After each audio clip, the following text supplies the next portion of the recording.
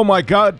Oh my goodness. Oh, breaking news. Hashtag drama alert. Digital Foundry roasted Austin Evans. Except they really didn't, even though everyone's trying to make it like they did, and people are tweeting at me and saying that Austin Evans was roasted by Digital Foundry, and they did nothing of the sort. News time. Skip it up and that up. So, a few days ago, Austin Evans put out a video, which I made a video in response to, talking about the new PS5 is worse. And it kind of took over the tech community and the internet by storm. Synopsis, without you having to watch the whole video, you're more than welcome to. It's an excellent video by Austin, but is that the new PlayStation 5 has a significantly smaller heatsink and that it runs hotter. Now, again, like I said in the initial video, it was preliminary testing. He basically pointed a heat sensor that he had on his phone, that he had attached to his phone, and he saw the temperature coming out of the vents of the consoles between the new PS5 revision and the old PS5 revision. And he said that too. He wasn't saying, "Oh, this is definitive, clear evidence that this is going to make the console's lifespan shorter and it's going to throttle." The thing he did say is that there's no good scenario with this. I may be misquoting him, meaning that the heatsink is smaller. There's no way it could be good, which I guess you could argue what happens if the heatsink is a more efficient design. But nonetheless, a console having more heat inside of it is never good. Okay, I'm sure it's within Sony's tolerances, and they tested it and spec'd it out and said, okay, it runs 3 degrees hotter or 5 degrees hotter, but it doesn't matter. The silicon can handle it. The more heat, the shorter the lifespan of the hardware is going to be. You don't have to be an engineer to realize that. But does it mean that he was dead on with the fact that the console is going to be in a world of trouble because it runs warmer? No, of course not. And he said it, and I said that as well. Well, a lot of people turned around and thought that Digital Foundry was roasting Austin Evans, but they didn't do anything of the sort. As a matter of fact, they applauded his video on Twitter, and then Richard Ledbetter over at Digital Foundry, in his article, he discussed his takes on what could be the possible scenarios with the PS5's new cooling system. Anyway, let's start off with Digital Foundry's tweet towards Austin Evans, and this is all it said. I've been looking to source a CFI-1100 model PlayStation 5, but Austin, not Duncan, beat me to the punch. His video is excellent and well worth watching. I've contacted Sony to ask for a detailed explanation about the engineering decisions made here. That's it. That's all they said. Ooh, the sick burn. Ooh. There's no burn there. They just said it was an excellent video, and Austin was pretty damn transparent in his YouTube video that he said it wasn't like a definitive test. Like, more testing would need to be done. It was just like, hey, our initial takes on this, it doesn't look good. Now I'm going to read to you what Richard Ledbetter said about Austin Evans' PlayStation 5 revision video over an article at Eurogamer.net. Let me read that to you, then we will discuss. But what's more interesting is the evidence surrounding what has not changed based on Evans's data. Most crucially, the power draw of the machine looks very similar to the launch model PS5 in a world where cost reductions on cooling assemblies are usually rolled out only when the main processor is transferred over to a smaller, more efficient process technology, meaning a smaller fabrication process.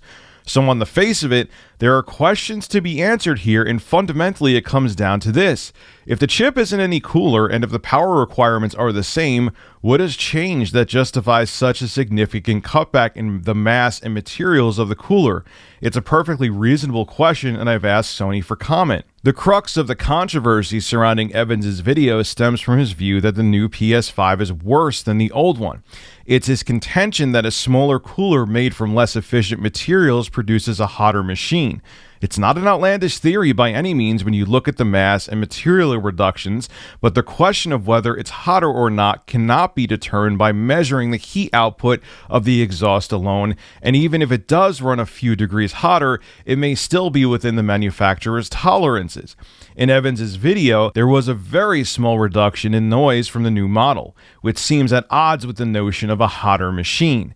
This may be explained in a number of ways. Firstly, If the new machine is running hotter, that is absolutely fine according to its firmware and nothing to be worried about. After all, if there was an overheating problem, you would assume that the fan would speed up to better expel the heat. Secondly, the new fan may be doing a better job of pushing out hot air and may simply be quieter than the original in the first place. It's a new part after all.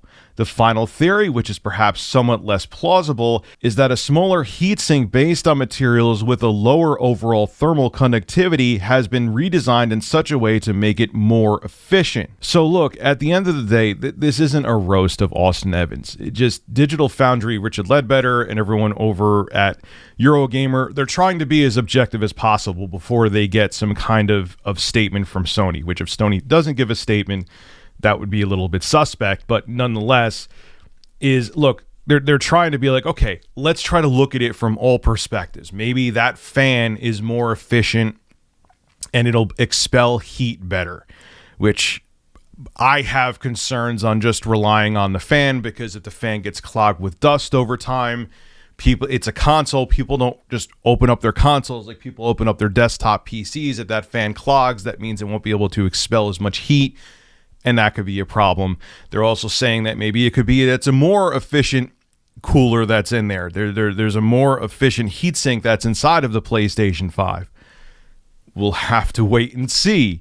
Or they're just saying simply that even though if it runs hotter, they were able to cut costs, and because the firmware knows that the temperatures are staying well within the limits of what the silicon can handle, okay, no big deal. Yeah, it may run hotter, but it's still within spec, so nothing's going to melt down, at least as quickly.